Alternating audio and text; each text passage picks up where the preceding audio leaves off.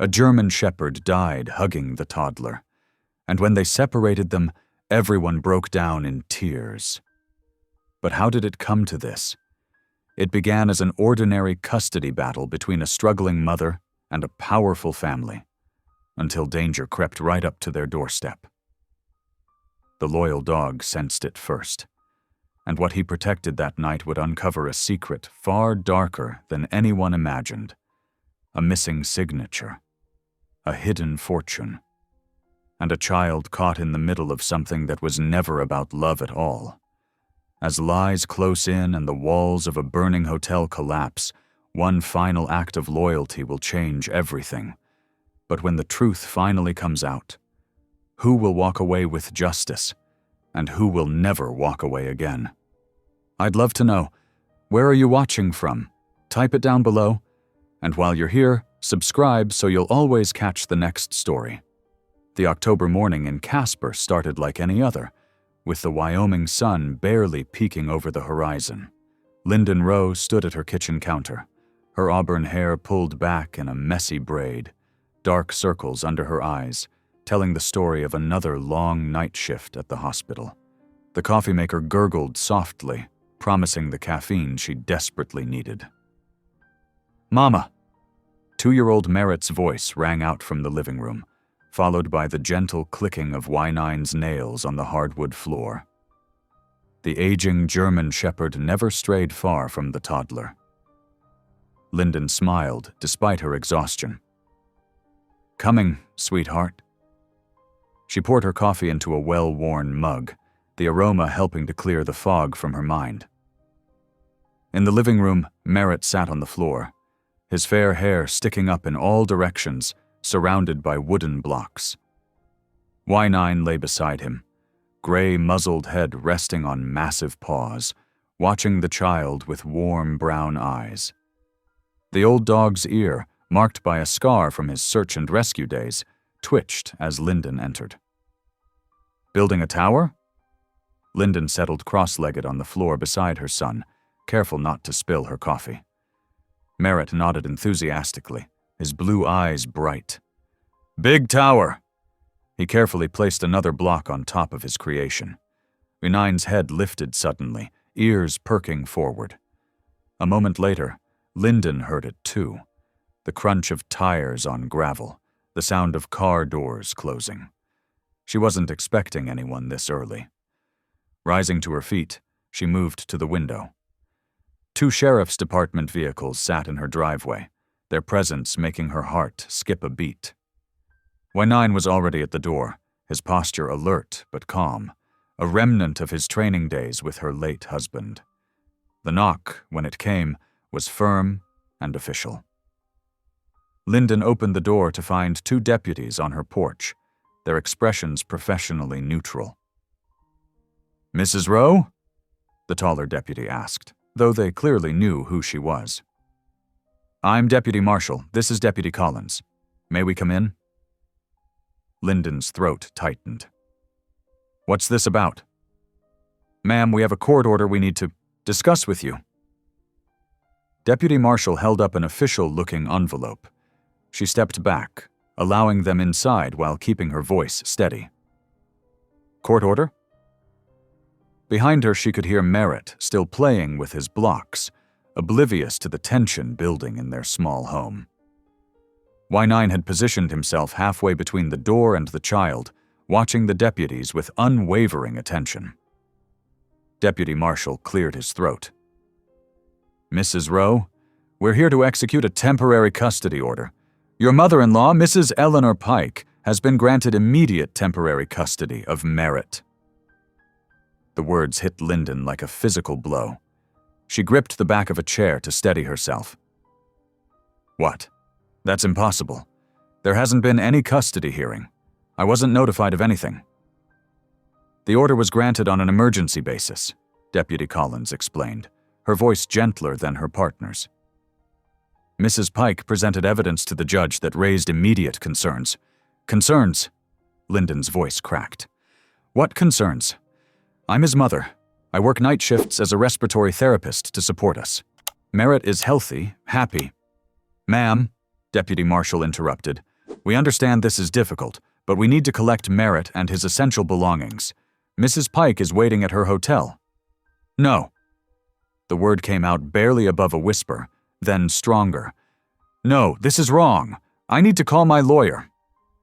"You're welcome to contact your attorney, but this order is effective immediately. We need to take Merritt now." Deputy Collins took a step toward the living room, where Merritt was still playing. The movement triggered an immediate response from Y9. The German Shepherd moved with surprising speed for his age, positioning himself directly between the deputies and Merritt. His lips pulled back, revealing teeth that had once helped locate survivors in disaster zones. A low, warning growl rumbled from deep in his chest. "Hinein!" Linden called out, but her voice shook. The dog didn't move, didn't even glance her way.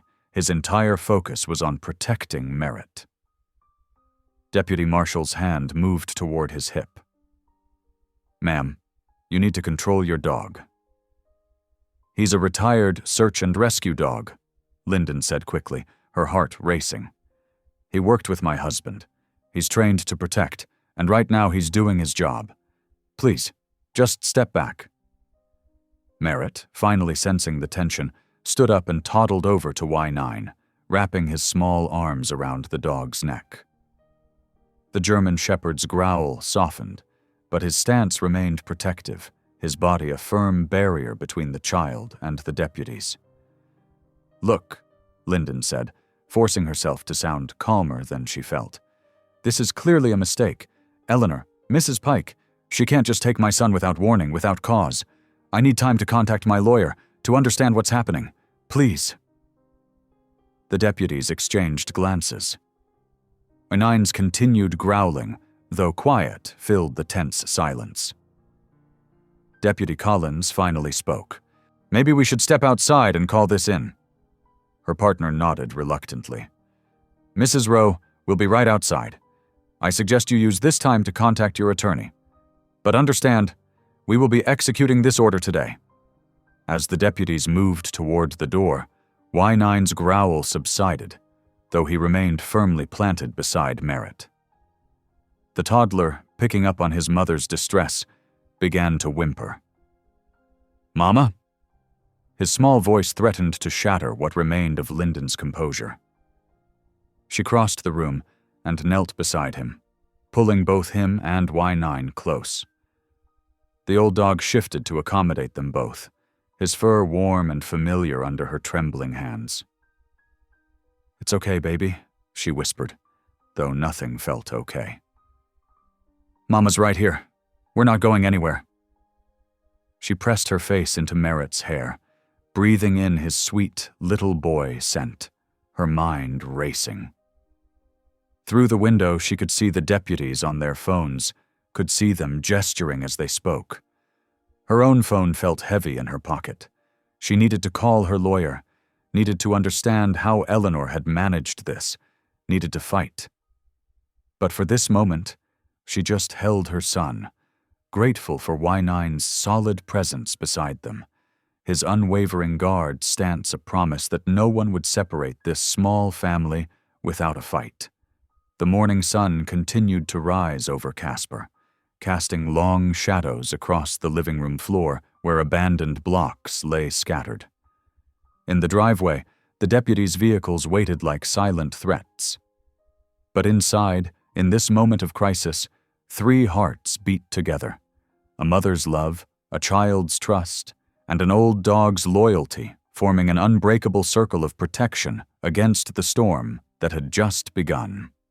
The morning light had shifted to afternoon shadows by the time Eleanor Pike's attorney arrived. The man's pressed suit and leather briefcase seemed out of place in Linden's modest living room, where toy blocks still lay scattered from the morning's disruption. "Mrs. Rowe?"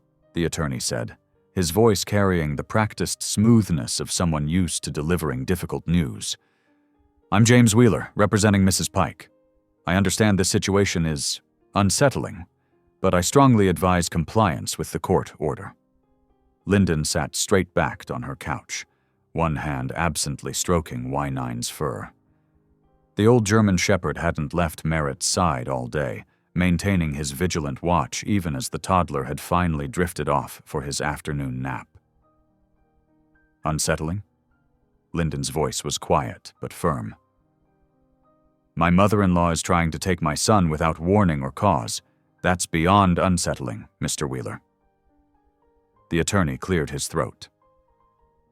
Mrs. Pike has raised serious concerns about Merritt's well-being. Your irregular work hours, the lack of proper child-care arrangements. I work nights so I can be with my son during the day, Lyndon interrupted. My neighbor, Mrs. Chen, watches him while I sleep. She's been like a grandmother to him, since... She swallowed hard. Since Jack died. Nevertheless, Mrs. Pike believes... Eleanor hasn't even seen Merritt in 6 months, Lyndon cut in. She stopped visiting after Jack's memorial. She blamed me for him being on that fire line, as if I could have stopped him from doing what he was born to do. Wheeler's expression softened slightly. Mrs. Rowe, I understand this is emotional, but fighting the order will only make things more difficult. Mrs. Pike has considerable resources. She can provide Merritt with advantages you simply cannot. Venine's ears pricked forward, a low rumble building in his chest. Lyndon placed a steadying hand on his neck. Money isn't everything, Mr. Wheeler. Love matters more. Stability matters more. The judge disagreed, Wheeler said flatly. You have 24 hours to comply with the order. After that, the sheriff's department will be forced to take more decisive action. The threat hung in the air like smoke. Lyndon felt her throat tighten, but she kept her voice steady. I need time to appeal, to get my own lawyer. You can't expect me to just hand over my son. Actually, that's exactly what the court expects. Wheeler stood, straightening his jacket. 24 hours, Mrs. Rowe. Don't make this harder than it needs to be. After Wheeler left, Lyndon sat in the growing darkness, listening to Merritt's soft breathing through the baby monitor. Venine paced between the front door and the windows, his nails clicking against the hardwood floors. His restlessness matched the churning in Lyndon's stomach. The knock at the back door nearly made her jump. Venine's head snapped toward the sound, but his tail wagged slightly. He recognized the visitor. Through the glass, Lyndon saw Nash Keaton's familiar silhouette. She opened the door, relief washing over her at the sight of her late husband's best friend. Nash's deputy's uniform was wrinkled from a long shift, his face etched with concern. Heard about what happened this morning, he said without preamble. You okay? Lyndon stepped back to let him in. Not really. Did you know about this, Nash? He shook his head, running a hand through his short hair. Found out when I came on shift. Collins told me. I would have warned you if I'd known. Venine padded over to Nash, accepting a brief pat before resuming his patrol of the windows. Nash watched the dog with a frown. He's been like this all day. Won't settle, Lyndon confirmed. It's like he knows something's wrong. Nash, what am I going to do? They're giving me 24 hours to hand over my son. Nash's jaw tightened. Fight it. Eleanor Pike might have money and influence, but she can't just take a child from a fit parent without cause. Wheeler, her lawyer, he made it sound like they had evidence, like I'm an unfit mother because I work nights. Lyndon's voice cracked. Jack's trust fund pays for this house, but I need my job for everything else. I thought I was doing the right thing, being there for Merritt during the day. Hey. Nash's voice was gentle but firm. You're doing the right thing. Something about this doesn't add up. Emergency custody orders need solid evidence of immediate danger to the child. Working nights with a reliable sitter doesn't qualify. Lyndon sank onto the couch, suddenly exhausted. Eleanor's still angry about Jack. She thinks if I hadn't supported his firefighting, he'd still be alive. Jack was a firefighter before he met you, Nash said sharply. We all knew the risks. Eleanor's grief doesn't give her the right to take your son. Venine's pacing increased, his agitation more visible. He moved to the window, ears forward, then back to Merritt's room, then to the door again. "What's got him so worked up?" Nash wondered aloud. "I don't know," Lyndon admitted, "but it's making me nervous. He hasn't been like this since—" She stopped, remembering. Since the night before the wildfire, when Jack got called out.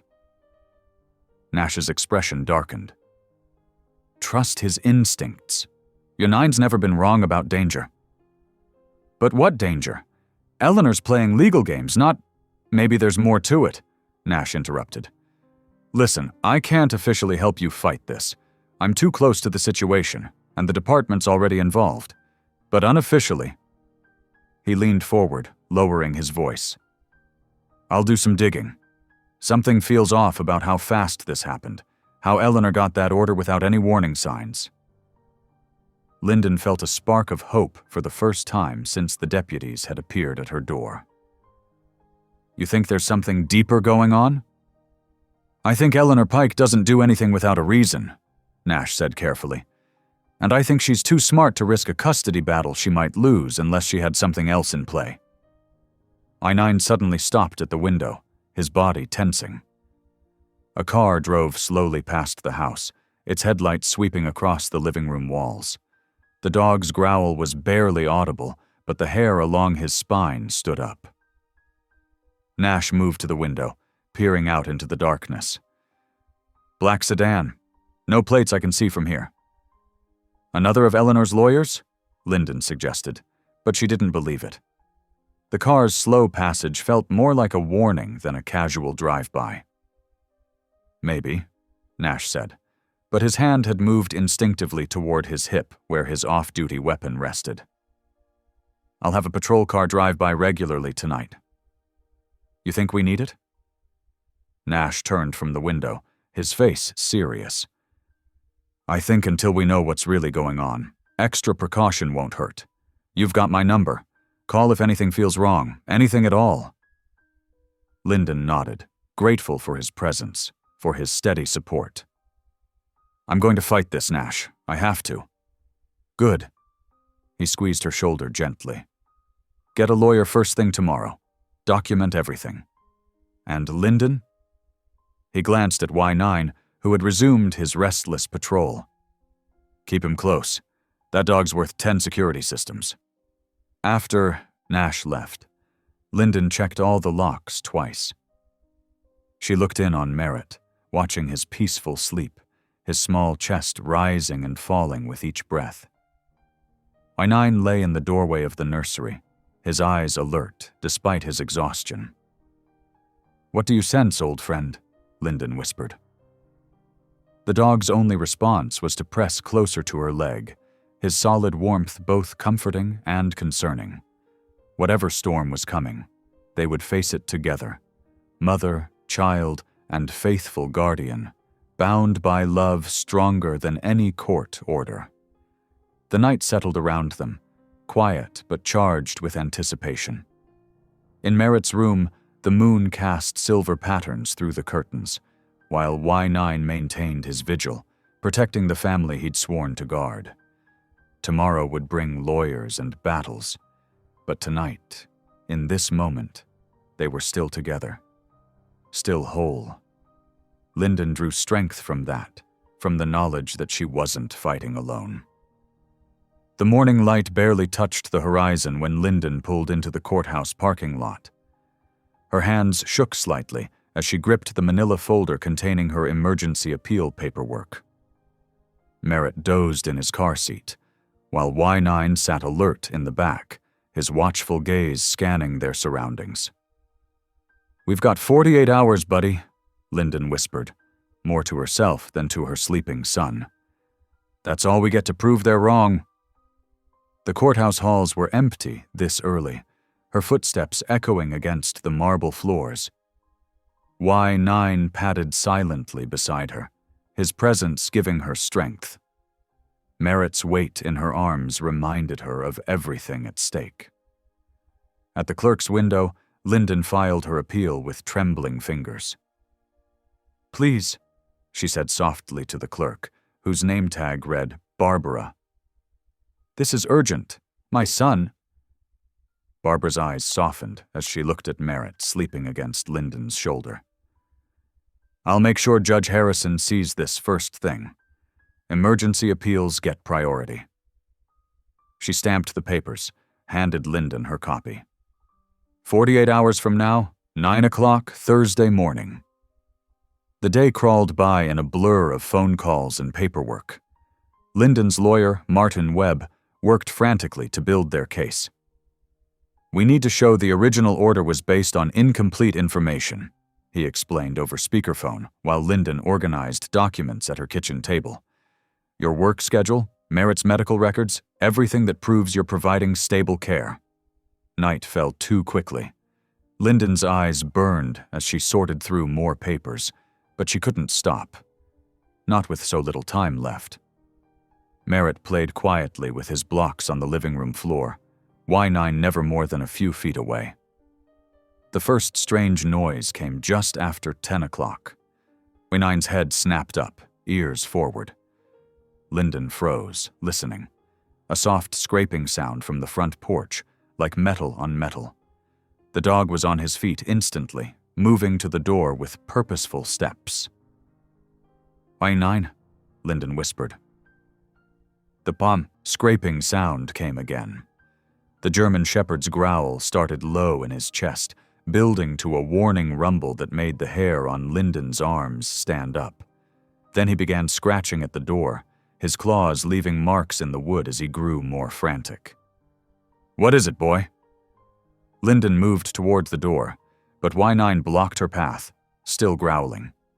That's when she noticed it, a faint smell like rotten eggs. Gas. "Merritt." She scooped up her son, heart pounding. "We need to get out, baby, right now." She grabbed her phone, punching in 911 as she headed for the back door. Y9 closed on her heels. The dispatcher's voice was steady. "Fire units are en route. Get clear of the house and wait for responders." The night air was sharp and cold as Lyndon huddled with Merritt in the backyard, watching emergency vehicles arrive with their lights flashing. Y9 stood guard, his body tense, scanning the darkness beyond their yard. Fire Chief Roberts approached after his crew had checked the house. "Someone tampered with your gas line," he said grimly. "Loosened the connection near your front steps. If your dog hadn't alerted you..." He left the sentence unfinished. Nash arrived moments later, his face tight with concern. "This wasn't an accident," he said, examining the damaged line with his flashlight. "Someone did this deliberately." Lyndon held Merritt closer, feeling sick. "Who would..." Her phone buzzed, a text from her lawyer. "Eleanor's attorney just filed an emergency motion. They're using this incident as evidence of unsafe living conditions, claiming your home is hazardous to Merritt." "That's impossible," Lyndon protested, showing Nash the message. "They couldn't know about this already unless they were involved," Nash finished, his voice hard. "This is too convenient, too coordinated." More emergency vehicles arrived. The gas company repaired the line while police photographed everything. Through it all, Y9 remained vigilant, as if he sensed this was only the beginning. Inside, Lyndon couldn't stop shaking. She made up a bed for Merritt on the living room floor, unwilling to let him out of her sight. Y9 lay beside him, head on his paws but eyes alert. "They're trying to make me look unfit," Lyndon said when Nash stopped by to check on them before leaving. "First the custody order, now this. They're setting me up." Nash nodded slowly. "Question is, why? What's Eleanor's real goal here?" "I don't know." Lyndon ran her fingers through her hair, exhausted and frightened. "But they're not just trying to take Merritt anymore. Someone could have been hurt tonight, or worse." "I'm posting a patrol car outside," Nash said firmly. "And Lyndon, document everything. Take pictures. Write down times and details. We need to prove this wasn't your fault." After he left, Lyndon sat in the dim light of a single lamp, watching Merritt sleep.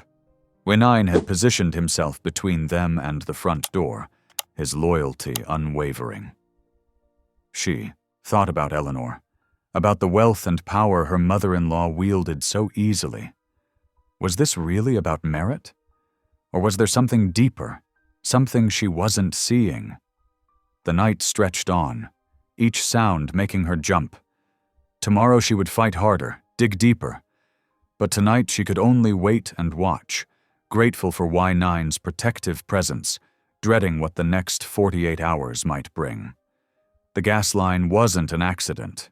It was a message. And someone was willing to go to dangerous lengths to take her son away. Morning light crept through Lyndon's kitchen windows as she spread photos and documents across the table.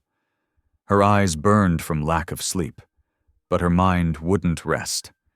Nash sat across from her, his own exhaustion evident in the shadows under his eyes. "Look at this," he said, sliding a file toward her. The timestamp on Eleanor's custody petition. It was processed in less than 24 hours. He took a slow sip of coffee. "That's not normal. These things usually take weeks, sometimes months." Lyndon leaned forward, studying the papers. "Someone rushed it through?" "More than rushed. They bypassed standard procedures." Nash's voice was tight with controlled anger.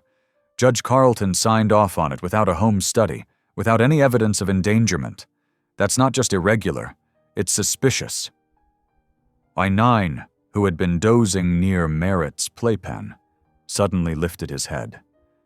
His tail began wagging as the sound of tires on gravel drifted through the open window. Lyndon tensed, but the dog's relaxed posture told her this wasn't a threat. A weathered pickup truck pulled into her driveway. The man who stepped out moved with the careful precision of someone nursing old injuries. His denim jacket had seen better days, but his eyes were sharp and alert as they swept the property. "Gideon," Lyndon breathed, recognition dawning. "Y9's former handler." The German Shepherd was already at the door, whining softly. When Lyndon opened it, Y9 pressed against Gideon's legs, and the man's weathered face softened as he scratched behind the dog's ears. "Heard there was trouble," Gideon said simply. "Thought I might be of use." Inside, after introductions were made, Gideon settled into a kitchen chair while Y9 lay at his feet. "Tell me everything," he said. They walked him through the events, the custody order, the gas line tampering, the suspicious timing. Gideon listened without interruption, his calloused fingers absently stroking Y9's head. "Y9 caught the gas leak early," Lyndon finished. "If he hadn't, that's what he was trained for," Gideon nodded. "Search and rescue dogs develop exceptional scent memory. Y9 worked wildfire scenes for years. He knows the smell of gas, smoke, accelerants. More importantly, he remembers who he's encountered before." Nash leaned forward. "What do you mean?" "Dogs like Y9, they catalog scents. People they've met, places they've been. It's why they're so valuable in rescue operations." Gideon's eyes narrowed. "If someone he's encountered before was near your porch last night, he'd know." Lyndon's heart quickened. "Could he track them?" "Maybe. Depends on how much time has passed. Weather conditions." Gideon studied Y9 thoughtfully. "But there might be another way. His rescue records, every operation he worked is documented, including who else was on scene." "How does that help us?" Nash asked. "Because Y9 and your husband worked wildfire crews together," Gideon explained. "If someone from those days is involved now, it might explain a few things, like why Eleanor Pike suddenly wants custody after 2 years of minimal contact." Lyndon's hands trembled slightly as she poured more coffee. "You think this goes back to the fire? The one that killed Jack?" "I think it's worth looking into." Gideon's voice was gentle but firm. "Y9's behavior last night, he wasn't just warning about gas. He was reacting to someone specific, someone he recognized." Nash pulled out his phone, making notes.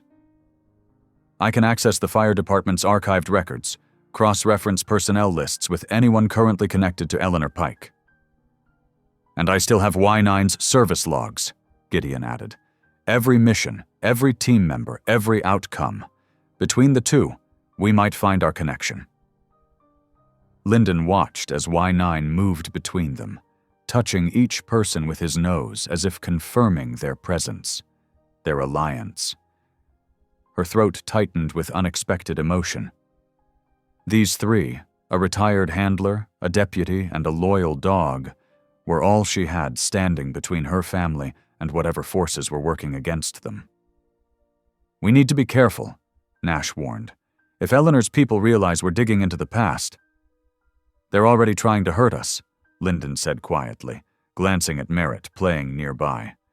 I'd rather fight back than wait for the next attack. Gideon nodded approvingly. Y9 and I will start with the property perimeter. If our gas line friend left any traces, we'll find them. Nash, you work the official channels, records, reports, anything that shows the irregular handling of this custody case. What about me? Lyndon asked. You keep doing what you're doing, being a mother, showing up for work, maintaining normalcy. Gideon's expression was serious. Let them think you're overwhelmed and alone. Meanwhile, we'll work quietly, gathering what we need. They spent the next hour planning, organizing their approach. Nash would pull case files under the guise of routine review. Gideon would use his search and rescue connections to trace Y9's past operations. Lyndon would document everything, photos, notes, timestamps, building their own evidence file. As the morning wore on, Lyndon felt something she hadn't experienced since the deputies first arrived with the custody order. Hope. It was fragile, uncertain, but it was there. Looking around her kitchen table, at Nash's determined focus, Gideon's quiet competence, and Y9's unwavering vigilance, she knew she wasn't fighting alone anymore. One more thing, Gideon said as they prepared to split up. Y9's not just a pet or a retired service dog. He's a witness. Everything he's alerting to, every reaction, it means something. We need to pay attention. 9, as if understanding, stood straighter, his bearing shifting from family companion to working dog. Lyndon remembered how he used to look heading into fire zones with Jack, that same focused intensity. Whatever secrets lay buried in the past, whatever threats lurked in the present, Y9 would help them uncover the truth. Nash gathered the files, carefully organizing them. I'll start with Judge Carlton's recent cases, see if there's a pattern of fast-tracked rulings. Maybe Eleanor's influence extends further than we thought. And I'll contact some old colleagues, Gideon added. Quietly. Someone might remember details from Y9's last active years that didn't make it into official reports. Lyndon watched them prepare to leave, these unlikely allies brought together by circumstance and loyalty. Thank you, she said softly. All of you. Gideon just nodded, but his eyes were kind. Nash squeezed her shoulder gently. Y9 pressed against her legs, solid and reassuring. Together they would unravel this mystery. Together they would protect her son. Look at this. Nash spread financial documents across Lyndon's kitchen table, his finger tracing columns of numbers. Pike Holdings made some unusual transfers right after Jack's death. Lyndon leaned closer, squinting at the paperwork in the dim evening light. Merritt was finally asleep upstairs, with Y9 standing guard by his bed. The kitchen had become their makeshift investigation headquarters, coffee cups and hastily scribbled notes scattered between official records. I don't understand, Lyndon admitted, rubbing her tired eyes. What am I looking at? Death benefits, Nash explained. When Jack died fighting that wildfire, there was a substantial insurance payout, standard procedure for fallen firefighters. But these numbers don't add up. Gideon, who had been quietly studying another stack of papers, looked up. The trust accounts? Exactly. Nash pulled out another document. There should be a clear paper trail showing the money going into a trust for Merritt. Instead, we've got a maze of transfers between Pike Holdings subsidiaries, with Eleanor's signature on everything. Lyndon's stomach tightened. She had no right to touch that money. It was meant for Merritt's future. That's not all, Gideon added, sliding forward a worn folder. I've been reviewing Y9's service records from that period. The timing of certain events, it's troubling. Nash frowned. How so? The wildfire that killed Jack. There were inconsistencies in the operational reports. Missing radio logs, equipment requisitions that don't match standard protocols. Gideon's weathered face was grim. And guess who was handling Pike Holdings' insurance contracts at the time? Eleanor, Lyndon whispered, pieces starting to click into place. But here's where it gets interesting, Nash continued, spreading out more papers. Pike Holdings is currently under review for a routine audit, standard corporate procedure. Except, he pointed to a highlighted clause. If Merritt leaves the county jurisdiction, any trust accounts in his name are automatically frozen pending legal review. Lyndon's head snapped up. The custody battle. It's a smokescreen, Gideon confirmed. Someone's using Eleanor to stop that audit from happening. By moving Merritt out of the county, they freeze everything, including any investigation into those suspicious transfers. Lyndon's hands shook as she picked up one of the documents. Eleanor's elegant signature stood out in sharp black ink, authorizing transfers that should have been untouchable. But why would she help them?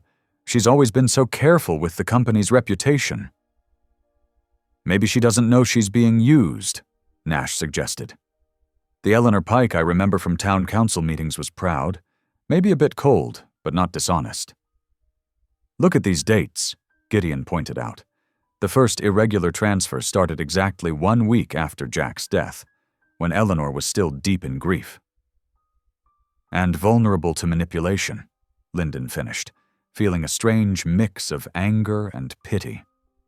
Her mother-in-law's rigid exterior had always seemed impenetrable, but grief could make even the strongest people susceptible to influence. Nash pulled out his phone, scrolling through messages. I've got contacts in the county clerk's office looking into who fast-tracked Eleanor's custody petition. The timing's too perfect, right before the scheduled audit. They're using a grandmother's grief and a custody battle to cover up financial fraud, Gideon said, disgust clear in his voice, and they're willing to separate a little boy from his mother to do it. Lyndon stood up suddenly, needing to move. She paced the kitchen, mind racing. We need proof. Something concrete that shows Eleanor's being manipulated. These financial records are a start, Nash said. But we need more. Someone had to orchestrate all this. The transfers, the custody petition, even that gas line tampering. Yanine, Lyndon called softly. The German shepherd appeared at the top of the stairs, alert but unwilling to leave his post near Merritt. Good boy, stay there. Gideon watched the dog thoughtfully. He's been trying to tell us something from the beginning. His reaction to the intruder that night, it wasn't just about danger. He recognized someone. Someone from the fire crews? Lyndon asked. Or someone from Pike Holdings, Nash added. Someone who would have been around during Jack's service, who knew about the death benefits and trust accounts. Lyndon returned to the table, spreading out the documents again. Show me. Everything. Every name, every signature, every date. There has to be a pattern. They worked through the night, piecing together a timeline. Eleanor's signatures appeared on dozens of documents, but the language of the transfers grew increasingly complex, buried under layers of corporate jargon and legal terms. Look at this, Nash said around midnight, holding up a form. The initial trust setup for Merritt. It's Eleanor's signature, but the notary stamp is smudged. Convenient way to hide who witnessed it. And here, Gideon added, these equipment requisitions from the day of the fire. The authorization codes don't match standard protocol. Someone was covering their tracks even then. Lyndon felt a chill despite the warm kitchen. You think Jack's death is connected to all this? The men exchanged glances. We can't rule it out, Nash said gently. The timing of everything, the fire, the transfers, this custody battle, it's all connected. Eleanor needs to know, Lyndon said suddenly. Whatever she thinks about me, she loved Jack. If someone's using his death and Merritt's future to hide their crimes, it's risky, Gideon warned. If we tip our hand too soon... She's still my mother-in-law, Lyndon insisted. And somewhere under all that grief and pride, she must remember what family really means. Nash gathered the most damning documents into a folder. We need to be smart about this. Present the evidence carefully, help her see how she's being used. And keep building our case, Gideon added. Because whoever's behind this isn't going to stop just because we figured out their game. They've already shown they're willing to resort to violence. Lyndon nodded, determination replacing exhaustion. The custody battle wasn't just about keeping Merritt anymore. It was about exposing a deeper corruption that had possibly cost Jack his life. She looked up at Y9, still standing guard over her sleeping son, and felt a fierce surge of protective love. We'll stop them, she said quietly. For Jack, for Merritt, for every bit of truth that's been buried under lies. The three of them continued working as dawn approached, building their case piece by piece. The truth was emerging, but Lyndon knew the real battle was just beginning. Somewhere in Casper, someone was watching, waiting, hoping their elaborate financial shell game would hold together just a little longer. They had no idea what was coming. The Pike Holdings building stretched toward the Wyoming sky, its glass panels reflecting the morning sun like sheets of ice. Lyndon squared her shoulders, clutching the folder of documents against her chest. Her heart hammered, but her resolve remained steady. Y9 wasn't with her this time. She'd left him guarding Merritt at home with Gideon.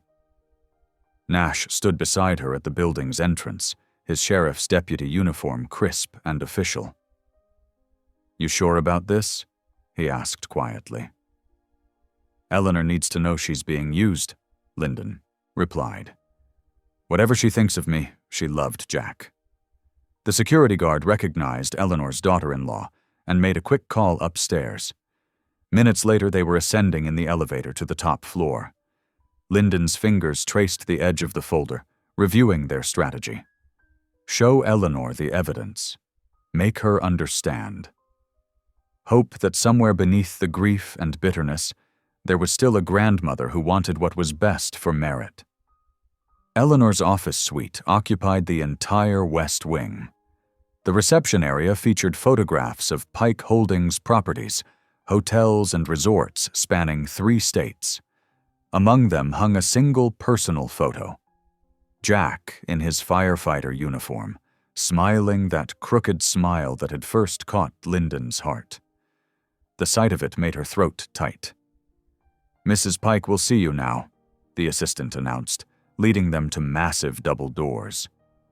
Eleanor sat behind an imposing desk, silver blonde hair perfectly styled, her posture ruler straight.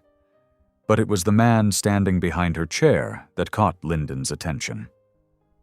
Barton Quill, operations chief, his expensive suit as polished as his smile. Something about his presence made the hair on the back of Lyndon's neck rise. This is highly irregular, Eleanor said by way of greeting. I believe our lawyers should handle any communication. Please, Lyndon said, stepping forward. Just hear me out. This isn't about the custody battle. Not really. She opened the folder and began laying out documents. These are records of transfers made from Jack's Death Benefit Trust, accounts that were supposed to be untouchable until Merritt turns 18. Eleanor's expression remained neutral, but her fingers twitched slightly.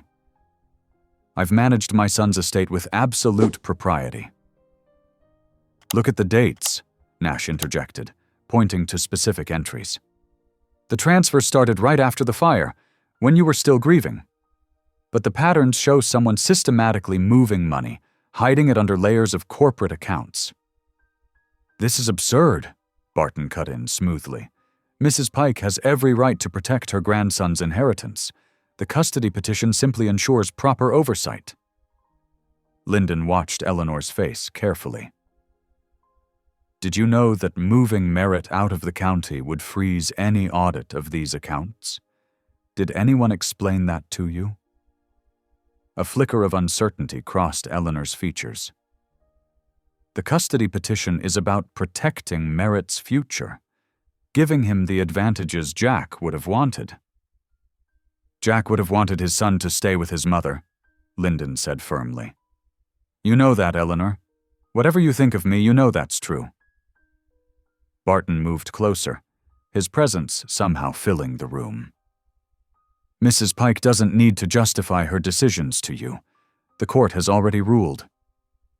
But Eleanor was staring at the documents, her usual icy dignity showing cracks.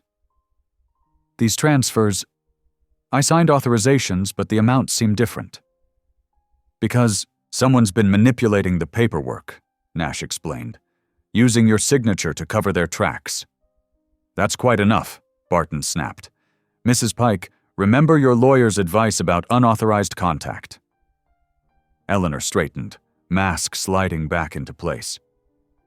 Yes, of course. Lyndon, I'm doing what's best for my grandson. That's all you need to know. Someone tampered with my gas line, Lyndon said quietly. They're willing to hurt Merritt to keep this hidden. Is that what Jack would have wanted? Security will escort you out, Barton said, reaching for the phone. But Eleanor held up one hand. Wait. She looked at Lyndon, really looked at her, perhaps for the first time since Jack's death. The gas line? What do you mean? Someone's desperate to force this custody transfer, Nash explained. Desperate enough to create situations that make Lyndon look unfit. We have evidence of tampering. Eleanor's face paled slightly. Barton stepped between them, his calm exterior showing the first signs of strain. Mrs. Pike is not discussing this further without legal representation. This meeting is over. Security arrived within minutes. As they were led out, Lyndon glanced back. Eleanor sat rigid in her chair, staring at the documents they'd left behind. Behind her, Barton was already reaching for them, his movements precise and controlled. In the elevator, Nash grabbed Lyndon's arm. Did you see his face when you mentioned the gas line? Barton? He barely reacted. Exactly. Most people would show shock, concern, something. He stayed cold as ice. Nash's voice was grim. He's the one, Lyndon. He's been pulling the strings this whole time. They emerged into the bright morning, but Lyndon felt chilled. Eleanor doesn't know the whole truth. She's being used. Which makes her vulnerable, Nash warned. But Barton's the real threat. He orchestrated everything, the court order, the sabotage, and now he knows we're onto him. So what do? We keep digging, but carefully. Nash guided her toward his patrol car. And Lyndon, watch your back. Men like Barton don't give up power easily. As they drove away, Lyndon watched Pike Holdings recede in the mirror. The glass tower gleamed in the sun, beautiful and cold, hiding its secrets behind walls of money and influence. But she'd seen the crack in Eleanor's armor, the moment of doubt. It wasn't much, but it was a start. And for Merritt's sake, it would have to be enough. The courthouse's fluorescent lights cast harsh shadows as Lyndon spread the evidence across Judge Marshall's desk. Her hands trembled slightly, but her voice remained steady. The fire department's report confirms tampering, she explained, pointing to the highlighted sections. The gas line was deliberately loosened. This wasn't an accident or negligence. Judge Marshall adjusted her reading glasses, frowning at the photos of twisted metal and tool marks. And you have witnesses? Deputy Keaton responded to the call. Lyndon said, "The fire chief himself documented the evidence. My son could have been seriously hurt, or worse." The judge's eyes narrowed.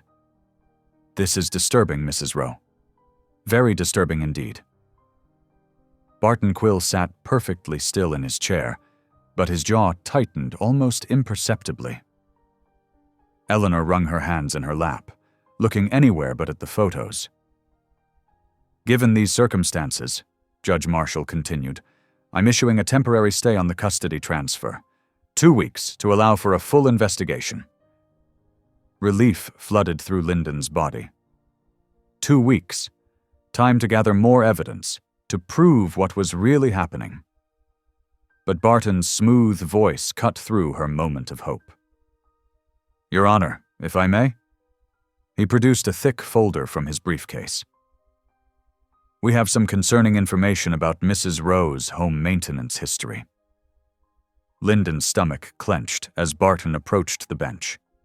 He laid out a series of documents with practiced precision. "These are maintenance logs from Mrs. Rowe's property management company," he explained. "They show multiple instances of delayed repairs and ignored safety warnings. Most troubling, there's documentation of Mrs. Rowe refusing a scheduled gas line inspection just 3 days before the incident." "That's not true," Lyndon protested. "I never refused any inspection." But Barton was already sliding forward more papers. "We also have statements from neighbors noting erratic behavior, loud arguments, unusual hours, concerning incidents involving the dog." Judge Marshall's expression hardened as she reviewed the new evidence. "Mrs. Rowe, these records paint a very different picture." "They're fake," Lyndon insisted, her voice cracking. "He's fabricated everything." "Your Honor," Barton said smoothly, "we're deeply concerned that Mrs. Rowe may have staged this incident herself, hoping to delay the custody transfer. The pattern of behavior suggests increasing instability." Eleanor gasped softly. Even through her anger at her mother-in-law, Lyndon could see genuine fear in the older woman's eyes. Barton had manipulated them both. "I would never endanger my son," Lyndon said firmly. "Never." The judge sighed heavily. "Mrs. Rowe, these allegations are serious. I'm granting the 2-week stay, but I'm also ordering a full psychological evaluation and home safety inspection." Barton's lips curved in a slight smile. "We only want what's best for the child, Your Honor." Outside the courthouse, Nash waited by his patrol car. One look at Lyndon's face told him everything. "He had paperwork ready," she said numbly. "He's been planning this, creating a paper trail to make me look unstable."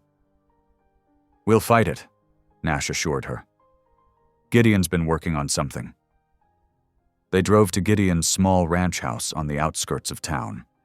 The former search and rescue handler sat at his kitchen table, surrounded by computer equipment. "Watch this," he said without preamble, turning his laptop screen toward them. The grainy security footage showed Lyndon's street at night. 2 figures moved in the shadows, approaching her house. One carried what looked like tools. "This is from your neighbor's security camera," Gideon explained. "Timestamp shows 2:30 a.m., the night before the gas leak was discovered." Lyndon leaned closer. "Can you make out their faces?" "Not clearly enough," Gideon admitted. "But watch their vehicle." A dark SUV pulled away from the curb. The camera caught a partial license plate. "I ran it through some contacts," Nash said. "The vehicle is registered to Pike Holdings." Hope flickered in Lyndon's chest. "This proves they were there." "It's not enough," Gideon warned. "The footage is too fuzzy for facial recognition.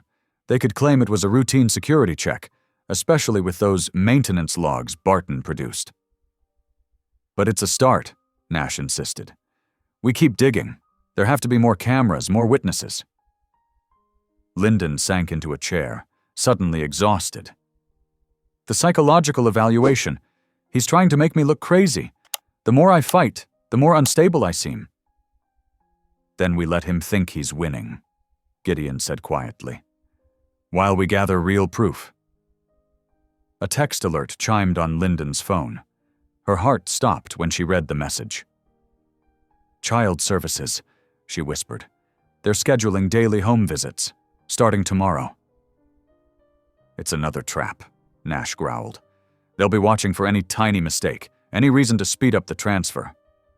Lyndon pressed her hands to her face, fighting back tears. "I can't lose Merritt. I can't."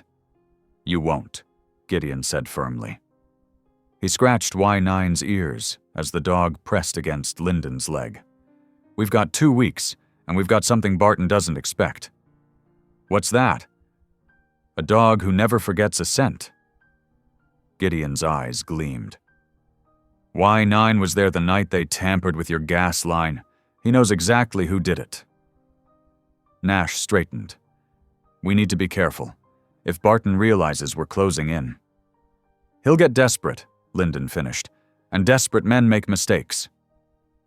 She looked around at her unlikely team, the deputy, the dog handler, and the loyal shepherd who started it all. Somewhere in the web of lies Barton had woven, there was a thread of truth. One pull, and it would all unravel. But as she drove home that evening, a black SUV appeared in her rearview mirror. It followed at a distance, never quite close enough to be threatening, but always there. The message was clear. Barton was watching, and he was ready to strike again. Merritt was waiting at the babysitter's, innocent and unaware of the day's battles. He squealed with delight when Y9 licked his face, and Lyndon held him close, breathing in his sweet baby scent. "We're going to be okay," she whispered, as much to herself as to him. "We're going to be okay." But that night, as she double-checked every lock and window, she wondered how many more blows she could take before Barton's carefully constructed narrative became reality, before the world truly believed she was coming undone. The psychological evaluation loomed ahead, along with the endless scrutiny of child services. Barton had turned her own home into a battlefield, where every moment could be used against her. But she had no choice but to keep fighting. For Merritt, she would endure anything, even the slow, methodical destruction of everything she was. The abandoned Pike Hotel loomed against the gray Wyoming sky, its once grand facade now weathered and hollow. Lyndon pulled into the cracked parking lot, her hands tight on the steering wheel. In the back seat, Merritt clutched his stuffed giraffe, while Y9 sat alert beside him. "This doesn't feel right," she murmured. The hotel had been Eleanor's first major property, the cornerstone of Pike Holdings. Now it stood empty, waiting for renovation or demolition. Yellow tape marked off sections of the building, and plywood covered most ground floor windows. A black SUV was already parked near the entrance. Barton Quill stood beside it, impeccable in his tailored suit despite the dusty wind. 2 men in dark jackets flanked him. Security, according to the court order. "Mrs. Rowe?" Barton called as she stepped out. "Right on time." "Where's Eleanor?" Lyndon asked, helping Merritt from his car seat. Y9 jumped down, pressing close to the toddler's side. "Mrs. Pike is finalizing arrangements at the new residence." Barton's smile didn't reach his eyes. "I offered to oversee the transition personally, to ensure everything goes smoothly." Lyndon's instincts screamed danger, but the court order left her no choice. She'd exhausted her legal options, and Barton had systematically destroyed her credibility. Even Nash's hands were tied. He could only watch from a distance as the custody transfer played out. "The lobby should be more comfortable than standing out here," Barton suggested. He gestured toward the hotel's main entrance, where plywood had been removed to reveal glass doors. Lyndon took Merritt's hand, and they followed Barton inside. Their footsteps echoed in the vast, empty space. Dust motes danced in shafts of light from high windows. The check-in counter stood abandoned, its marble surface dulled by time. "Mama?" Merritt's voice quavered. He pressed closer to her leg. "It's okay, baby," she whispered, though nothing felt okay. Y9's ears were pricked forward, his body tense. Barton consulted his watch. "The transport vehicle will arrive shortly. In the meantime, perhaps we should review the custody parameters one final time." He pulled documents from his briefcase, spreading them on the counter. As Lyndon reluctantly stepped forward to look, one of the security men moved closer to Merritt. Y9 growled low in his throat. "Control your dog, Mrs. Rowe," Barton said sharply. "He's protecting my son," Lyndon shot back, "which is exactly what he's trained to do." "Former training," Barton corrected. "He's retired now, and given his recent aggressive behavior, perhaps it's best if—" A sudden cry from Merritt made Lyndon spin around. The second security man had scooped him up, already moving toward the elevator bay. "What are you doing?" Lyndon lunged forward, but the first guard blocked her path. "Put him down!" "Now, Mrs. Rowe," Barton's voice was steel beneath silk. "Let's not make this more difficult than necessary." Y9 launched himself at the man holding Merritt, but the guard kicked out, catching the dog in the ribs. Y9 yelped and stumbled. "Stop it!" Lyndon fought against the hands restraining her. "Merritt!" "Mama!" Merritt's terrified scream echoed through the lobby. The elevator doors slid open with a rusty groan. "This isn't a custody transfer," Lyndon realized with horror. "This is a kidnapping." "Such an ugly word." Barton straightened his cuffs. "Think of it as ensuring cooperation, until certain matters are resolved." The guard carried Merritt into the elevator. The toddler's face was red with tears, his arms reaching desperately for his mother. Y9 struggled to his feet, limping but determined. "You won't get away with this," Lyndon said, her voice shaking with rage and fear. "Eleanor will never—" "Mrs. Pike's role in this is concluded." Barton's mask of civility finally cracked, revealing the predator beneath. "She served her purpose, providing legal cover while I cleaned up loose ends, including your inconvenient audit requests." The elevator doors began to close. Merritt's cries grew more frantic. "Mama! Mama!" Y9 gathered himself and sprang forward, ignoring his injury. He slipped past the guard holding Lyndon and shot toward the elevator. But the doors slammed shut an instant before he reached them. Lyndon's scream of despair echoed through the empty lobby. She wrenched free of the guard's grip and ran to the elevator, pounding on the closed doors. The floor indicator showed the car rising. 4th floor, 5th, 6th. "Where are you taking him?" She whirled to face Barton, who stood watching her with cold calculation. "Somewhere secure," he replied. "Until certain documents are signed, certain evidence destroyed. You understand business, Mrs. Rowe. Everything has a price." Y9 circled anxiously, nose working. He moved to the stairwell door, scratching at it urgently. "You're going to tell me exactly where my son is," Lyndon said, her voice deadly quiet. "Or I swear to God—" "You'll what?" Barton laughed softly. "Call the police? Who do you think they'll believe? The respected businessman executing a legal custody transfer, or the unstable widow who's been making increasingly paranoid accusations? They'll believe the truth. The truth is whatever I say it is." Barton nodded to his remaining guard. "Watch her. If she tries anything, restrain her. But don't hurt her. Yet. We may need her cooperation." He turned toward the hotel's offices, leaving Lyndon with the armed guard. Y9 continued pawing at the stairwell door, whining with increasing desperation. Through her terror, Lyndon forced herself to think. Barton had chosen this location carefully, isolated, empty, with multiple exits and floors. But he'd made one crucial mistake. This had been her husband's territory, too. As a firefighter, he'd memorized the layout of every major building in town. And he'd made sure Lyndon knew them as well. "Always know your escape routes," he'd told her. "In an emergency, seconds count."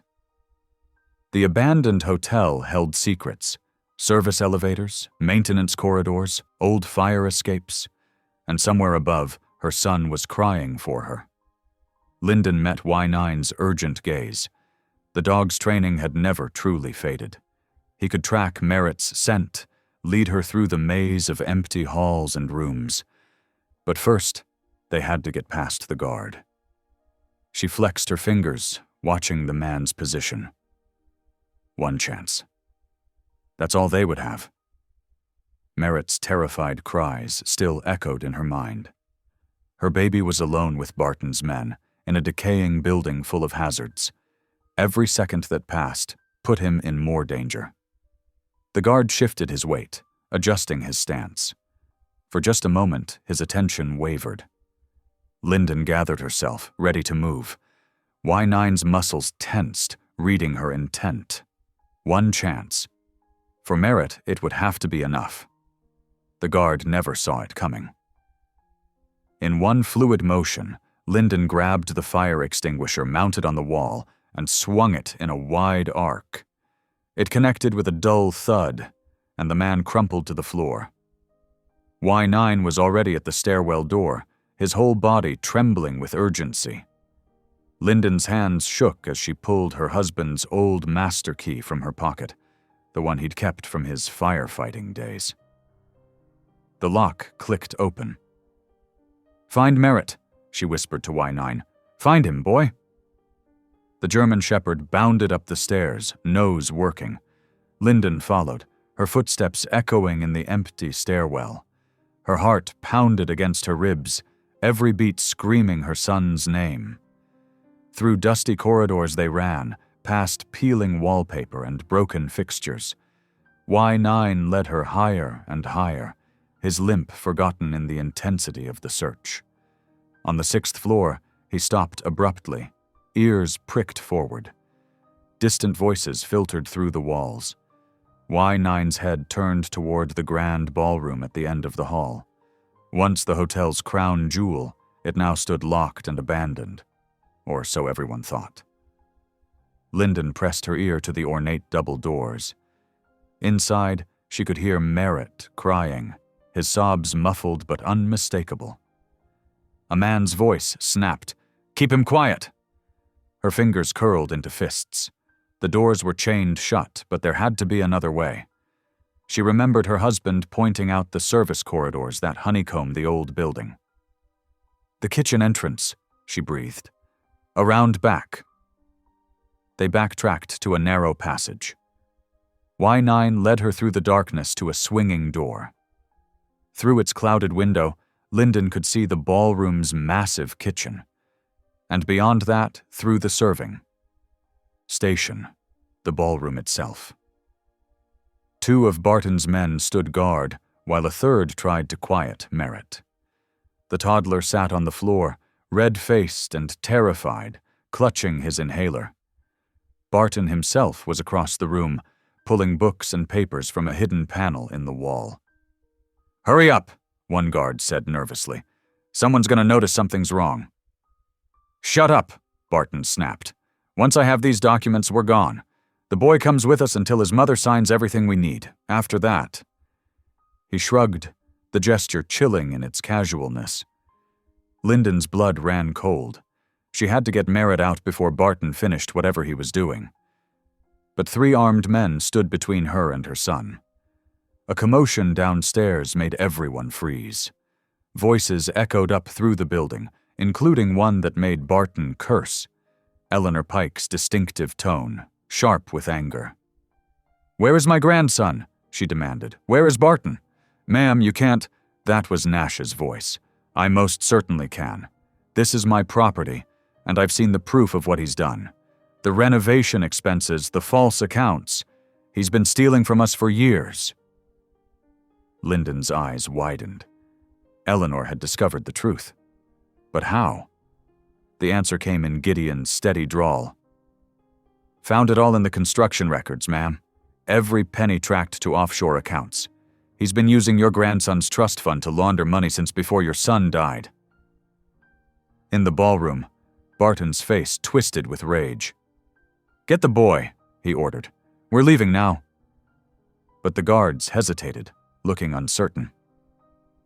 "Boss, if Mrs. Pike's involved—" "She's nothing," Barton snarled. "I built this empire while she played grieving mother. Everything I took, I earned." The guard nearest Merritt reached for the child. Y9 growled, the sound vibrating through the kitchen door. Before Lyndon could stop him, the dog crashed through, teeth bared. Chaos erupted. Y9 slammed into the nearest guard, while Lyndon sprinted for Merritt. Gunshots cracked through the air. She scooped up her son and dove behind an overturned table. "Mama!" Merritt clung to her neck, shaking. "I've got you, baby, I've got you!" More shouting from the hallway. Nash's voice. "Police! Drop your weapons!" The ballroom doors burst open. Eleanor Pike stood in the entrance, her usual elegant composure shattered by fury. Behind her, Nash and other officers swarmed in, guns drawn. "It's over, Barton," Eleanor said, her voice ice cold. "I trusted you. I let you use my grief, my anger at Lyndon to hide your crimes. No more." Barton backed toward the wall, clutching his papers. "You're nothing without me," he spat. "I made your company what it is." "You made it a lie." Eleanor's eyes found Lyndon and Merritt huddled behind the table. Something crumpled in her face. Grief, shame, regret. "And you made me betray my own family." Nash moved in, cuffs ready, but Barton had one last card to play. He pulled a gun from his jacket. "Back off, all of you!" Y9, who had been circling behind the overturned furniture, launched himself at Barton's arm. The gun went flying. Nash tackled Barton to the ground, while other officers secured the guards. Lyndon stood shakily, holding Merritt close. The toddler's breathing was rough, the stress triggering his asthma. She fumbled with his inhaler, helping him take a puff. Eleanor approached slowly, her hands twisted together. "Lyndon, I'm so sorry. I was blind. Gideon showed me the evidence, how Barton manipulated everything. The construction fees, the trust fund, even the custody filing. He needed Merritt gone before the audit revealed his theft." "You believed him over family," Lyndon said quietly. "I believed my own pain."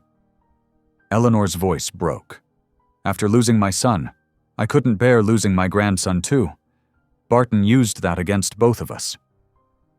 Merritt stirred in Lyndon's arms, looking at his grandmother with confused recognition. Eleanor's eyes filled with tears. "Can you ever forgive me?" Before Lyndon could answer, Nash called out, "Got something here." He held up the papers Barton had pulled from the wall. "Complete records of the fraud.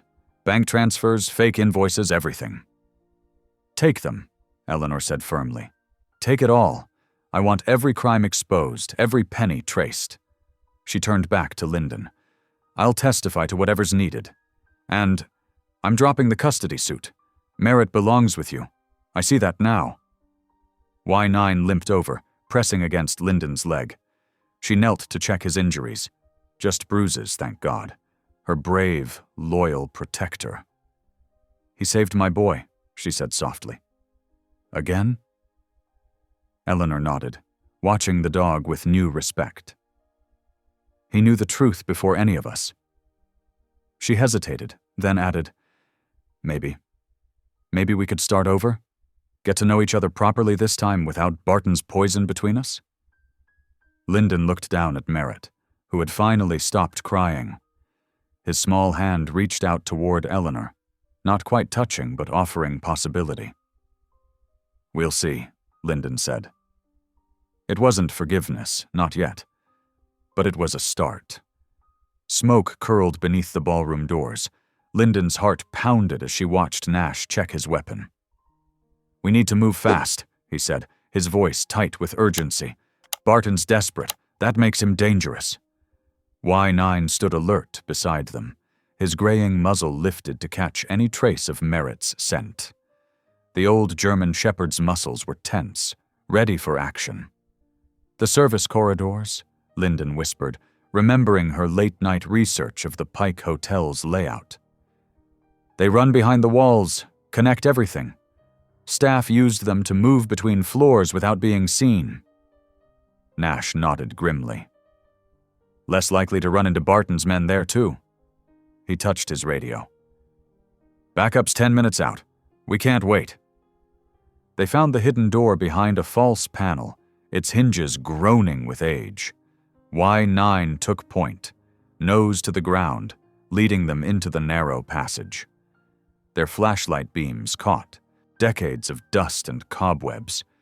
The air felt thick, stale. "Merritt's inhaler," Lyndon murmured, clutching the spare in her pocket. "If there's smoke—" "We'll get to him," Nash assured her, but his hand stayed near his holster. Y9 suddenly froze, hackles rising. A faint crackling sound filtered through the walls, followed by a child's terrified cry. "Merritt!" Lyndon lurched forward, but Nash caught her arm. "Wait, listen."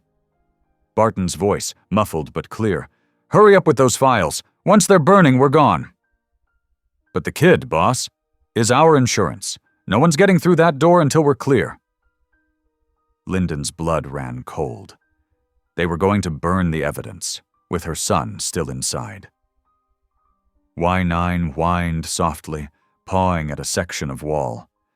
Nash's flashlight revealed another service door, its edges barely visible in the aging plaster. "This should put us behind the ballroom's north wall," he whispered. "But we need to be smart about this. Barton's got at least 2 men with him." A crash echoed from inside the ballroom, followed by Merritt's frightened sobbing. Lyndon could barely breathe. The balcony, she realized. It must be collapsing. That whole section was marked for demolition in the renovation plans. Nash checked his ammunition. "Y9, find the boy. Lyndon, stay close to me. We go in fast and—" The explosion rocked the narrow corridor, throwing them against the walls. The sound of splintering wood and shattering glass filled the air. "Now!" Nash kicked the service door open. Smoke immediately poured in. The ballroom was chaos. Flames licked up the walls where Barton had ignited files. The decorative balcony that wrapped around the room's upper level was crumbling, raining debris onto the floor below. Through the haze, Lyndon spotted Barton's men fleeing through the main doors. But where was Merritt? Y9 barked sharply and bolted toward the far corner. There, under the worst section of failing balcony, a small figure huddled, coughing. "Mama!" Merritt's cry was weak, choked with smoke. Lyndon started forward, but Nash pulled her back as another section of ceiling crashed down. The path to Merritt was blocked by burning debris and buckling support beams. "The other side!" Nash shouted over the roar of the flames. "Circle around!" But Y9 was already moving. The old dog wove through the obstacles with the skill of his rescue training days, closing the distance to Merritt. Above them, the balcony groaned ominously. Lyndon and Nash picked their way through the wreckage, trying to find a safe route. The smoke was getting thicker. Each breath burned in Lyndon's lungs. She could only imagine how her asthmatic son was suffering. Y9 reached Merritt just as another support beam gave way. The dog shoved the toddler back against the wall, shielding him with his own body as debris rained down around them. "Y9!" Lyndon screamed. The flames were spreading faster now, feeding on the old wood and decades of dust. Nash fired his weapon at a locked door, creating another escape route, but the growing inferno cut them off from that direction too. Through the smoke, Lyndon could see Y9 still standing guard over Merritt, refusing to leave the boy's side. The dog's loyalty struck her heart like a physical blow. They had to reach them, had to find a way through. "There!" Nash pointed to a gap in the burning wreckage. If we time it right.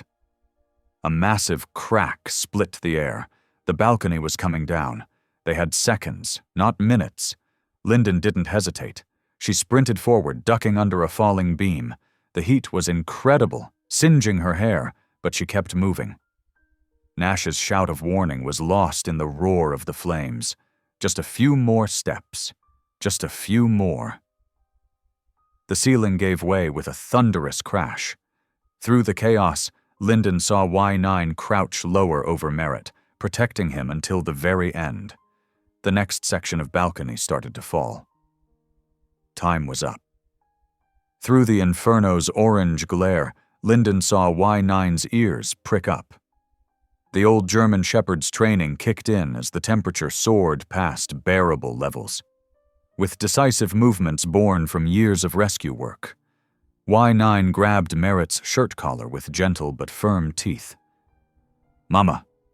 Merritt's cry was barely audible over the roar of flames. The dog dragged the frightened toddler toward a massive grand piano that had crashed down from the ballroom's stage. Its heavy wooden frame created a small triangle of safety against the wall. Y9 nudged Merritt into the protected space, then positioned his body to completely cover the opening. Lyndon's lungs burned as she fought her way forward. The smoke was getting thicker, darker. She knew from her work as a respiratory therapist that they had precious little time. 3 minutes of breathing, this, maybe 4, before unconsciousness would claim them. Less for her little boy with his asthma. "Hold on, baby!" she screamed, though she doubted Merritt could hear her now. An explosion of splintering wood drew her eyes upward. Another section of the ornate balcony was giving way, sending burning fragments raining down. Lyndon dove behind a fallen beam, covering her head as debris pelted her back. Through the chaos, she heard Nash's voice. "Lyndon, this way." He had managed to circle around through a side entrance, creating a path she couldn't see through the smoke. His flashlight beam cut through the haze like a lifeline. "The piano," she coughed out. "Y9 has Merritt under the piano."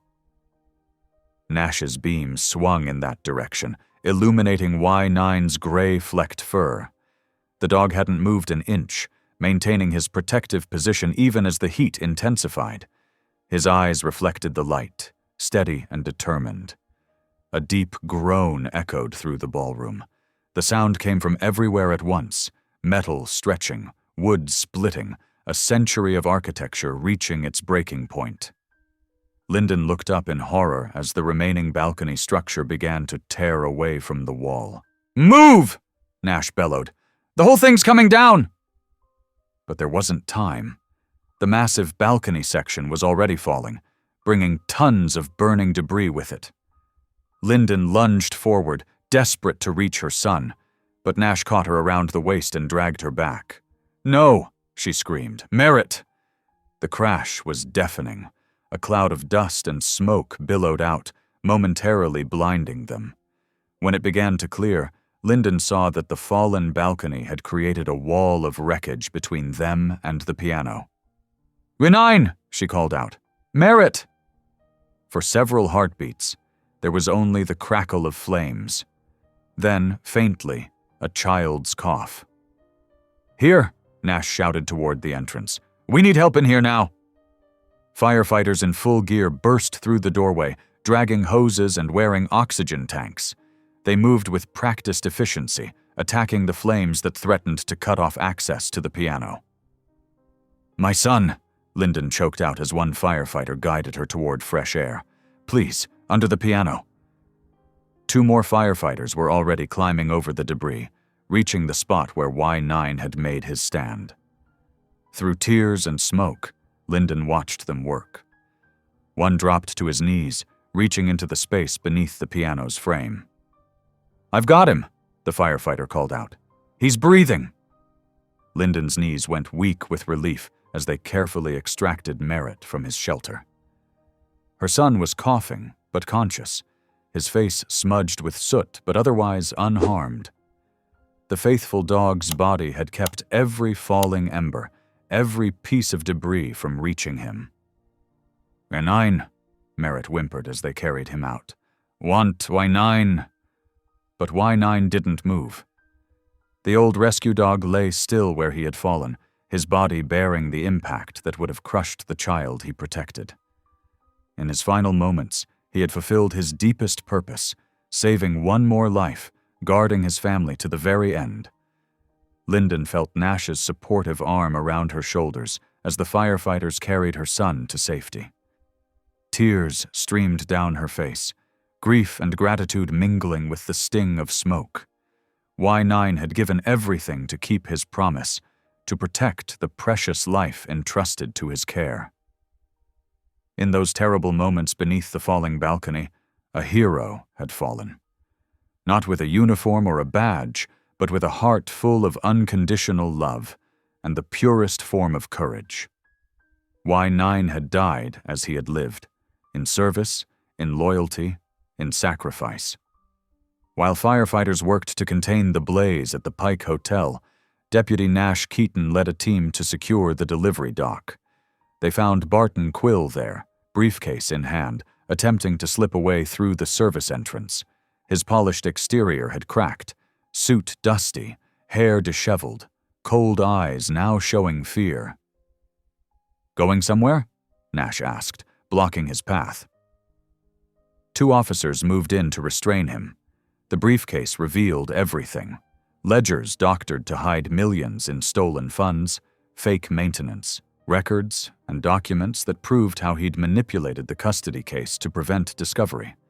Each paper was another nail in his carefully constructed coffin.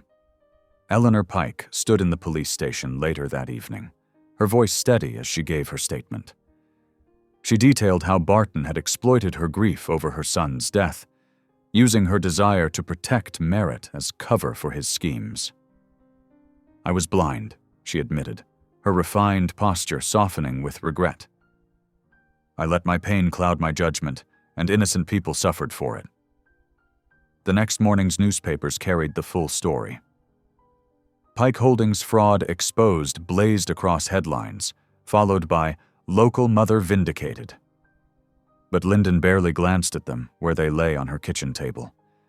Instead, she sat in the dim light of dawn, turning Y9's worn metal tag over and over in her hands.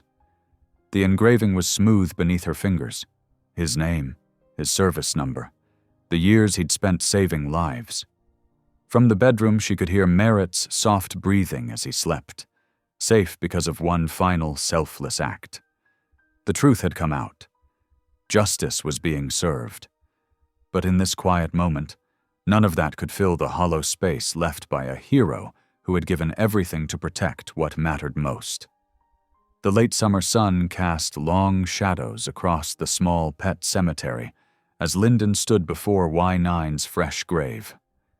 The simple granite marker bore his name and the words, "Faithful until the end." Merritt played quietly nearby, running a toy truck through the grass while keeping close to his mother. Footsteps on gravel made Lyndon turn. Eleanor Pike approached slowly, her usual commanding presence subdued. She carried a small bouquet of white roses, which she placed carefully at the base of the marker. "I've been trying to find the right words," Eleanor said softly, her voice thick with emotion. "But there aren't any that could make up for what I did." Lyndon watched her mother-in-law's shoulders tremble slightly. The court had formalized everything that morning. Full custody restored to Lyndon. Eleanor's visitation rights suspended pending review. But legal victories felt hollow in the presence of such profound loss. "I let my grief over losing James become a weapon," Eleanor continued, tears now falling freely. "I convinced myself I was protecting Merritt, but I was only protecting my own pain. I'm not asking this as the person who tried to take him from you. I'm asking as his grandmother, who loves him and is so very sorry. Can you ever forgive me?" Lyndon looked at her son, still innocent in his play, unaware of the weight of this moment. She thought of Y9, who had given his life not out of bitterness or fear, but out of pure love. "I forgive you," Lyndon said quietly. "Not because it erases what happened, but because Merritt deserves to grow up free from the burden of anger. That's what Y9 protected. Not just his life, but his chance at a future filled with love instead of hurt." Eleanor nodded, understanding the gift she was being given. Not restoration, but release. Together they stood in silence, watching Merritt play in the fading light, while overhead, leaves rustled in a gentle breeze that seemed to whisper of healing. Weeks passed softly in Casper, like pages turning in a well-loved book. The autumn chill gave way to winter's first whispers, and Lyndon found herself settling into a gentler rhythm. The night shifts at the hospital still demanded her strength, but they no longer felt like an endless tunnel. There was light now. Morning light that spilled across her kitchen table, where Merritt's cheerful babbling filled the once heavy silence. One crisp December morning, Nash Keaton's truck pulled into her driveway. He carried a box of fresh donuts and wore that steady, warm smile that had become a familiar comfort. Merritt squealed with delight, reaching for the colorful box while Lyndon poured coffee into waiting mugs. "Thought you both could use a sweet start to the day," Nash said, helping Merritt climb into his booster seat. His hand lingered near Lyndon's as she passed him a napkin, and the moment held something unspoken, something that felt like possibility. On the kitchen wall, Y9's old gear hung with dignity. His worn service collar, the tags that had jingled through countless rescues, and the small blue inhaler that had been Merritt's constant companion during their darkest hours. Merritt often pointed to them, todding over to tap the inhaler with his tiny fingers, as if saying hello to an old friend. "Remember?" he would say, looking up at his mother with those clear blue eyes. "Yes, sweetheart," Lyndon would answer, her heart full. "We remember." Through the window, snow began to fall, fat, lazy flakes that danced on their way down. Merritt pressed his nose against the glass, leaving foggy prints of wonder. Nash stood beside Lyndon, their shoulders barely touching as they watched the world turn white. "You're doing good, Lyndon," he said quietly. "Really good." She nodded, feeling the truth of it. The house that had once felt like a fortress now felt like a home again. The world that had seemed so threatening had revealed its capacity for justice and healing. Even Eleanor's weekly cards and letters, though carefully stored rather than answered yet, spoke of slow-growing hope. The snow continued to fall, each flake a tiny promise of renewal. Inside, the warmth of coffee and conversation filled the kitchen, while Y9's memorial on the wall stood as a testament to the love that had saved them all, a love that remained, even now, keeping watch over his family. Thanks for watching. If any part of this story lingered with you, consider subscribing. I'll be here again tomorrow, sharing another tale that speaks to the soul.